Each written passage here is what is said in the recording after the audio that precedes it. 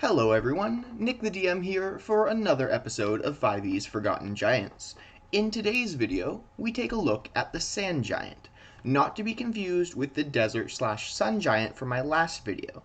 These are a unique breed of giant, different from the other desert-dwelling giants.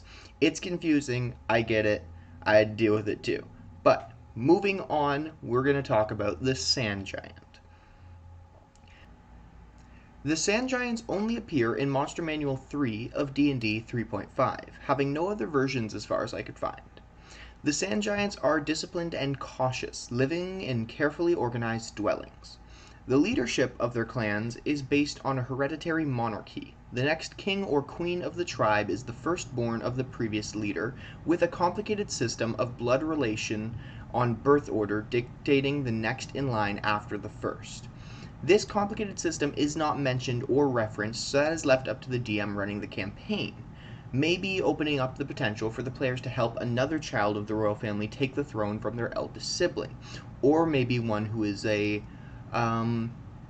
born to a different mother or half-siblings, something like that. Anything can work with this system depending on what the DM decides.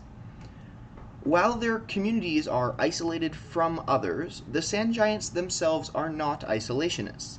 They often conduct profitable trades with caravans and travelers, and some Sand Giants might even offer to escort travelers through the desert. Sand Giants can live to be about 250 years old and are about 12 feet tall. They can weigh close to 2,000 pounds, and the females of the species are often taller and heavier than the males. Sand Giants wear loose-fitting clothes that are often sandy beige, white, dusty red, or khaki to allow them to camouflage into their surroundings easier. Because of the environment they live in, Sand Giants choose not to wear heavy or metallic armor, opting to use leather and studded leather armors instead, making it easier for them to travel and survive. Now it's time to check out the stats I made them for 5th edition. As usual, a link to my Tumblr will be in the description where you can find the stat blocks for these giants. Now, the stats. Sand Giant. Huge Giant, Lawful Neutral. Have an armor class of 16, which is studded leather plus their dexterity bonus. They have, on average, 157 hit points, or 15 d12 plus 60. They have a movement speed of 40 feet and a burrow speed of 10 feet, so not very fast, but are easily able to still move through the ground at a reasonable pace. Their stats, they have a 23 strength, a 18 dexterity, an 18 constitution, a 10 intelligence, 16 wisdom, and 12 charisma. So a lot more dexterous than most other giants, but also a fairly low on the strength scale, which balances out. They have proficiency in dexterity, constitution, and wisdom saving throws. They have proficiency in nature, perception, stealth, and survival. And they have immunity to fire. For their senses, they have dark vision out to a range of 60 feet and a passive perception of 17.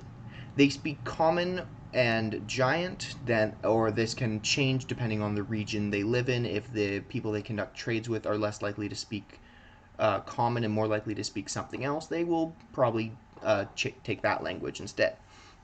They have a challenge rating of 11. This is fairly high on the scale for giants, but there's good reason for this, mainly their abilities. Firstly, they have improved critical, meaning the Sand Giant's attacks score a critical hit on a roll of 19 or 20, which provides them with a 10% chance of getting a crit whenever they decide to hit. Now, this comboed with some of their other abilities means they can deal a lot of damage in a very fast time.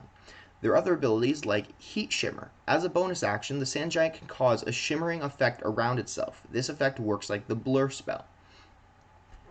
And if you don't know what the Blur spell does, basically it's a second level illusion spell with concentration of up to 1 minute. It will have the same kind of concept for their Heat Shimmer ability. It will still go off of concentration. And reading directly from the description of the spell, quote, "Your body becomes blurred, shifting and wavering to all those who can see you. For the duration, any creature has disadvantage on attack rolls against you. An attacker is immune to this effect if it doesn't rely on sight, as with blind sight, or can see through illusions, as with true sight." End quote. So that'll make it a lot harder to hit in combat, even with its 16 armor class, which is still fairly formidable. It also has innate spellcasting, charisma based as usual, with a spell save DC of 13 and a +5 to hit with spell attacks. It can innately cast the following spells requiring no material components, and that's once per day each: Stone Skin and Meld into Stone. For its actions, it has a multi-attack where it can make 2 attacks with its scimitar, which is a +10 to hit, a reach of 10 feet, and it hits one target, does 17 or 3d6 +6 slashing damage.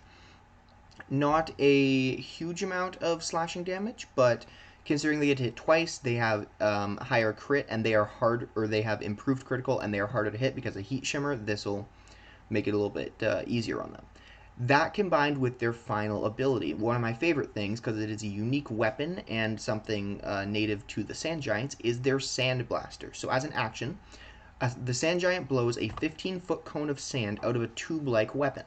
Each creature in the area must make a DC 16 dexterity saving throw or take 18 or 48 bludgeoning damage and be blinded until the end of the Sand Giant's next turn.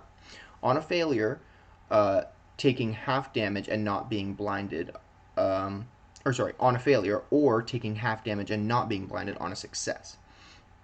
So if they fail this DC 16 dexterity saving throw, and with a proper balanced challenge rating, so a party of 11th level characters, there's a good chance a few of them might not make this, so that means they will have disadvantage on strikes. Strikes against them have advantage, and that comboing with the Sand Giant's improved critical means it has a much higher chance of actually getting them with a crit, which will deal a lot more damage.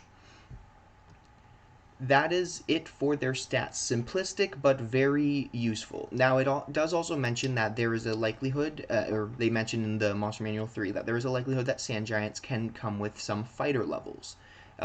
These are options that are given a lot in 3.5 just to show advancements in the monsters.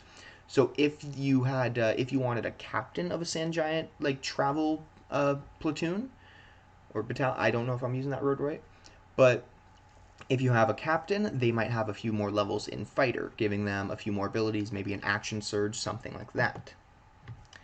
And that is it for the Sand Giants. I hope you all enjoyed, and if you did, please give this video a like and consider subscribing for more videos like this. Thank you all so much for watching, and I hope to see you in the next video. Bye!